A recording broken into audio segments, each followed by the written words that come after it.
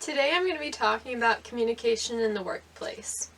Study by Kofelt, Baker, and Corey, published in Business Professional Communication Quarterly, found that students are unsure of what employers want when they leave college or enter the real world. So some of us might be in the real world already.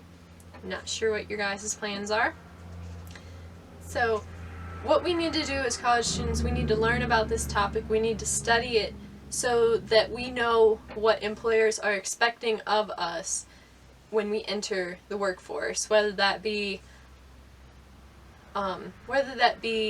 any different industry. So how it can be studied, we can look at this in 3 different ways that I looked at anyway for my paper.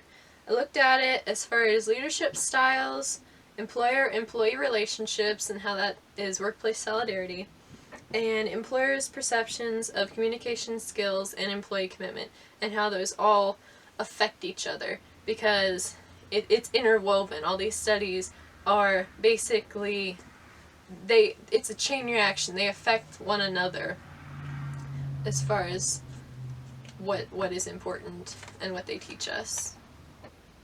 Key terms in this presentation in my paper were leadership, workplace solidarity, interpersonal solidarity, employee commitment, communication skills, and speaking competencies. I'm going to be defining these and explaining these during this presentation as we go through everything. So leadership is our first factor to look at when we're looking at communication in the workplace. It is the foundation for and the structure for any business, any company, or anything in the world. Someone needs to be a leader. Kelly and McDonald define leadership as a concept that focuses on communication process between leaders and followers. As a business student and as a comm minor, I've looked at it through theories, theory X and theory Y. So you either love your job or you hate your job. Love-hate relationship right there. Kind of funny. Researchers Abisalam Gervasi and Azibaho concluded that transformational leadership is the best kind of leadership, which leads to workplace solidarity. Your leadership is going to affect your employee-employer relationships. So if you have an authoritarian leader, you're most likely not going to get along because they're more harsh. Motivation and job satisfaction and employee commitment all fall under workplace solidarity, which is basically the relationship, the forming of the relationship and communication between the two people. Interpersonal solidarity is also that relationship, but it ties into a more close and personal. I'm not talking about like very personal. And next is employee commitment. Employee commitment is, in a common sense definition, how much an employee wants to put into the company as far as time and effort, if they want to take on a large amount of work.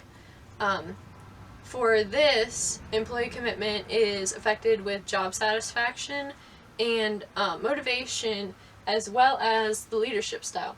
So your leaders affect your employees and their dedication and how much they are motivated to actually do their job and do it well.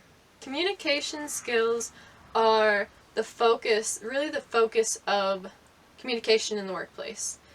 We look at how certain skills are perceived by different employers, and the definition of those skills is dependent upon those employers and what they're looking for in their job industry. It can affect promotion decisions and so forth.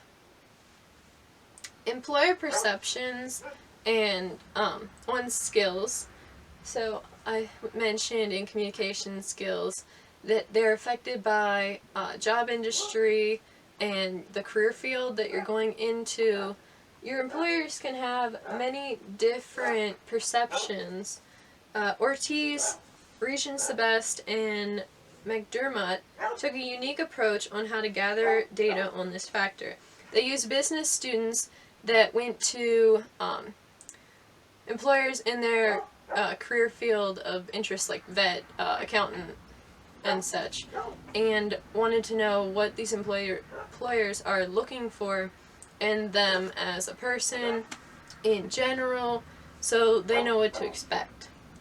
Desired speaking competencies are part of communication skills. It's a little subcategory. It was a little hard to, really pull it apart.